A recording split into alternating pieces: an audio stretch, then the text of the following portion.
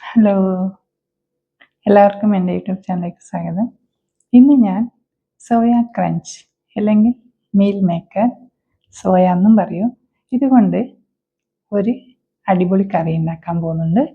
ഇത് ദോശക്കും പൂരിക്കും ചപ്പാത്തിക്കും റൈസിനും ഒക്കെ കഴിക്കാൻ പറ്റുന്നതാണ്. ഇത് അധികം ചാറില്ല, ഗ്രേവിയാണ്. നിങ്ങൾ ഉണ്ടാക്കി നോക്കൂ. ഇഷ്ടപ്പെട്ടാൽ ഒന്ന് കമൻറ്റ് ബോക്സിൽ മെസ്സേജ് ചെയ്യൂ, ലൈക്ക് ചെയ്യൂ. പിന്നെ എൻ്റെ ചാനൽ ഒന്ന് സബ്സ്ക്രൈബ് ചെയ്യൂ. Thank you. ഇന്ന് നമുക്ക് സോയ ചങ്ക് കൊണ്ട് ഒരു കറി ഉണ്ടാക്കി നോക്കിയാലോ. അതിന് ഞാൻ ആദ്യം സോയ ചങ്ക് 2-3 പ്രാവശ്യം വെള്ളത്തിൽ നല്ലോണം കഴുകി, എന്നതിന് ശേഷം ഞാനിത് ഒരു 15 മിനിറ്റ് പച്ചവെള്ളത്തിൽ കുതിർത്ത് വെച്ചു. കുതിർത്ത് വെച്ചതിന് ശേഷം ഇത് നല്ലോണം സ്ക്വീസ് ചെയ്തെടുക്കണം. ഇത് നല്ലോണം പിഴിഞ്ഞെടുക്കണം സോയ വെള്ളത്തിൽ നിന്ന്. എനിക്കിത് വലിയ സോയ കിട്ടിയത് കൊണ്ട് ഞാനിത് 2 പീസ് ആക്കണം ഓരോന്നും. നിങ്ങൾക്ക് മിനി സോയ എന്നും പറഞ്ഞിട്ട് കിട്ടും, സോയ ചങ്ക്. ഇത് നിങ്ങൾക്ക് കട്ട് ചെയ്യേണ്ട ആവശ്യമില്ല, അങ്ങനെ ഉണ്ടാക്കാം. 1 ടീസ്പൂൺ ഇതിന് മുളക് പൊടി, 1 ടീസ്പൂൺ മഞ്ഞൾപ്പൊടി, പിന്നെ മല്ലിപ്പൊടി 1-1.5 ടീസ്പൂൺ ഇടാം. പിന്നെ ഗരം മസാല പൗഡർ 1 ടീസ്പൂൺ, ഇഞ്ചി വെളുത്തുള്ളി പേസ്റ്റ് അത് 1 ടീസ്പൂൺ, ഉപ്പ് ആവശ്യത്തിന്. പിന്നെ ഇതില്ലേ, എന്താ പറയുക, തൈര് അധികം പുളിയില്ലാത്ത തൈര് 1/2 കപ്പ് ഇതിലേക്ക് മിക്സ് ചെയ്യണം. അതിനുശേഷം നല്ലോണം ഇത് മാരിനേറ്റ് ചെയ്ത് വെക്കുക. ഒരു 20 മിനിറ്റ് മാരിനേറ്റ് ചെയ്ത് വെച്ചാൽ മതി. പിന്നെ പാത്രത്തിൽ എണ്ണ ഒഴിച്ചതിന് ശേഷം ഏലക്ക, പട്ട, ലവംഗം, പിന്നെ ബേ ലീവ്സ്.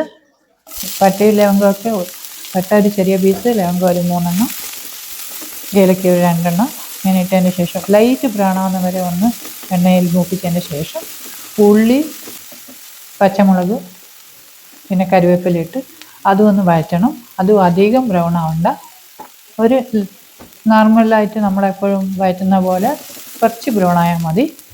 ഇതിന് ശേഷം ഇതിലേക്ക് 1 ടീസ്പൂൺ മുളക് പൊടി, 1/2 ടീസ്പൂൺ മഞ്ഞൾപ്പൊടി, പിന്നെ മീറ്റ് മസാല പൗഡർ. ഞാനിവിടെ ഡബിളാസിൻ്റെ മീറ്റ് മസാല പൗഡറാണ് എനിക്ക് കിട്ടിയത്, അതാണ് ഇട്ടില്ല. അത് ഞാൻ 1 ടീസ്പൂൺ ഇട്ടിട്ടുണ്ട്.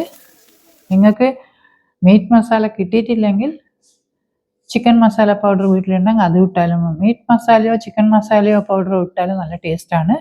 ഇതിന് ശരിക്കും ഒരു നോൺ വെജിൻ്റെ ടേസ്റ്റ് ഉണ്ടാവും. അതിനുശേഷം നമ്മൾ ഈ മാരിനേറ്റ് വെച്ചിരിക്കുന്ന ഈ സോയാ ചങ്ക് എടുത്ത് ഇതിലേക്ക് ഇടുക. നല്ലോണം ഒന്ന്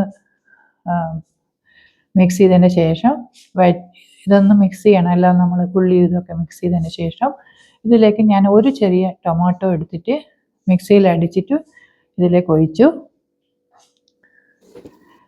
എന്നതിന് ശേഷം ഇത് മൂടി വെച്ച് ഒരു 15-20 മിനിറ്റ് കുക്ക് ചെയ്യണം. 1 ടീസ്പൂൺ ഞാൻ കുരുമുളക് ഇട്ടിട്ടുണ്ട്. ഇതൊന്ന് 15-20 മിനിറ്റ് ആകുമ്പോഴേക്കും ഇത് വെന്ത് കിട്ടും. ഇത് ഹെൽത്തിന് നല്ലതാണ് സോയ, നിങ്ങൾക്ക് എല്ലാവർക്കും അറിയാം. അതിനുശേഷം ഇത് 20 മിനിറ്റ് ആകുമ്പോഴേക്കും ഇത് വെന്ത് കഴിയും. ഇത് നല്ല ടേസ്റ്റ്. ഇത് റൈസിനും ചപ്പാത്തിക്കൊക്കെ, പൂരിക്കോ ദോശക്കോ എല്ലാത്തിനും നല്ല ടേസ്റ്റാണ്. എന്നതിന് ശേഷം ഞാനൊരു 10 അണ്ടിപ്പരിപ്പ് എടുത്ത് വെള്ളവും ചേർത്ത് അരച്ചതിന് ശേഷം ഇതിലൊഴിച്ചു. പിന്നെ ഒരു മല്ലിയില അതും ചെറുതായി അരിഞ്ഞ് ഇതിലേക്ക് ചേർത്തു. എന്നതിന് ശേഷം ഇതൊന്നും കൂടി മിക്സ് ചെയ്യണം. മിക്സ് ചെയ്ത് കഴിഞ്ഞ് ഇത് കുറച്ചൊരു ഗ്രേവിയാണ്, അധികം ചാറുണ്ടാവില്ല. കുറച്ചും കൂടി വെള്ളം ഇട്ടിട്ട് നിങ്ങൾക്ക് വേണമെങ്കിൽ അത് ചേർക്കാം. ഇത്രയേ ഉള്ളൂ. ഇത് കഴിഞ്ഞ്. Thank you.